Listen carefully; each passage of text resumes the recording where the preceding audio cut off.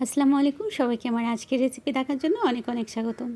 আজকে বানিয়েছি 1/2 পাউন্ডের একটি ভ্যানিলা কেক। আর এই কেকটা বানানো কিন্তু একদমই ইজি। তো 1 ডিম দিয়ে বানাতে হয় এই কেকটা।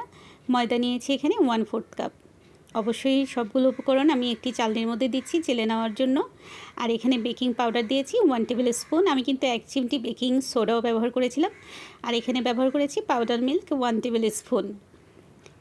এগুলোকে দিয়ে আর এখানে কিন্তু অবশ্যই কর্নফ্লাওয়ারটা ব্যবহার করতে হবে। কর্নফ্লাওয়ার ব্যবহার করছি 1 টেবিল স্পুন। এগুলোকে দিয়ে ভালো করে আমি চালনি দিয়ে চেলে নিচ্ছি। আমার এই 1/2 পাউন্ডের কেকটা বানাতে আমার ডিম লাগবে একটি।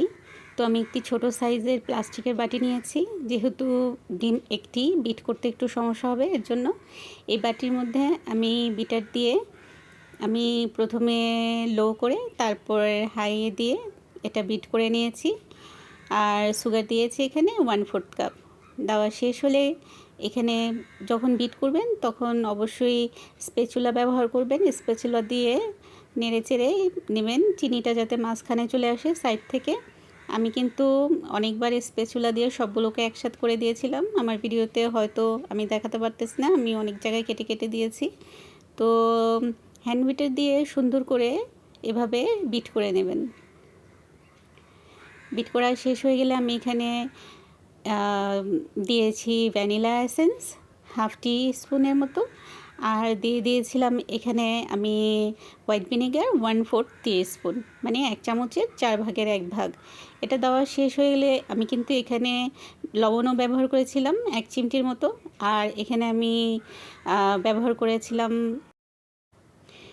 করেছিলাম তেল। এখানে আমি 1.5 চামচের মতো তেল ব্যবহার করেছি। আপনারা চাইলে মেল্টেড বাটারটাও ইউজ করতে পারেন। তো আমি অল্প অল্প করে নিয়ে চালনিটা আবার ওই বাটির উপরে দিয়ে বসিয়ে দিয়েছিলাম। তো আমার চালনিটা যেহেতু বড় সাইজের ছিল আর আমার বাটিটা ছোট সাইজের ছিল, সাইড থেকে একটু একটু পড়ে গেছে, এটা কোনো ব্যাপার না। স্প্যাচুলার সাহায্যে মিক্সড করতে পারেন, অথবা বিটারের যে কাঁটা থাকে ওটা দিয়েও মিক্স করতে পারেন, অথবা হ্যান্ড উইচ দিয়ে মিক্স করতে। তবে মেশানোর সময় অবশ্যই একদম সাবধানে মিক্সড করবেন, আস্তে আস্তে করে, যাতে খুব স্লোলি বিট হয়, মিশে যায়, না হলে কিন্তু মেরেংটা বসে যাবে আর কেকটা একদম ফুলবে না। খুব সুন্দর করে মিক্সড করে নিয়েছি হাত দিয়ে। আর বাটিটা ছোট হওয়ার কারণে প্রথমে বলেছিলাম আমার সাইড থেকে একটু একটু পড়ে গিয়েছিল।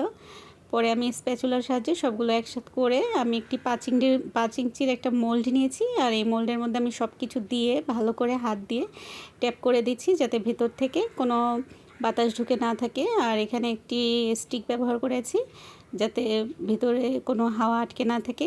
অবশ্যই আমি একটি প্যান নিয়েছি। আমি আজকে কাচের ঢাকনা দিয়ে করব, উপরটা কালার না আসলে সমস্যা নেই। তো দেখতেই পাচ্ছেন আমার প্রায় 20-25 মিনিটের সময় লাগছে এই কেকটা বানাতে। আর কেকটা মাশাআল্লাহ খুব সুন্দরভাবে হয়েছিল, আর একদম ফ্লাপি হয়েছিল, একদমই সফট, আর এত সুন্দর কালার হয়েছিল, আর দেখতে খুবই সুন্দর ছিল। আর দেখতে পাচ্ছেন এত সুন্দর একটা কালারফুল। আর ফাইনাল রেজাল্টটা তো আপনাদের চোখের সামনেই, একদম ফ্লাপি, একটুও চুপসে যায় নেই। মাশাআল্লাহ, আলহামদুলিল্লাহ, খুব সুন্দর হয়েছিল এই 1/2 পাউন্ডের কেকটা। কেকটা কিন্তু চুলা থেকে নামানোর সাথে সাথে অবশ্যই একটা নেকড়া অথবা ফয়েল পেপার দিয়ে ঢেকে রাখতে হবে। এটা কাটার সময় এত বেশি সফট হয়েছিল আমার আজকের এই কেক যে একটুখানি ভেঙেও গিয়েছিল। আপনাদের সাথে শেয়ার করতেছি। তো টেস্টটাও ভালো ছিল। চাইলে একটু চিনির পরিমাণটা খাওয়ার পর আমার মনে হলো 1/4 কাপ চিনি দেওয়ার পর একটু মিষ্টিটা অনেক বেশি হয়ে গেছে। চাইলে আর একটু কমিয়ে ব্যবহার করা যায়, এটা কোনো ব্যাপার না। মাশাআল্লাহ,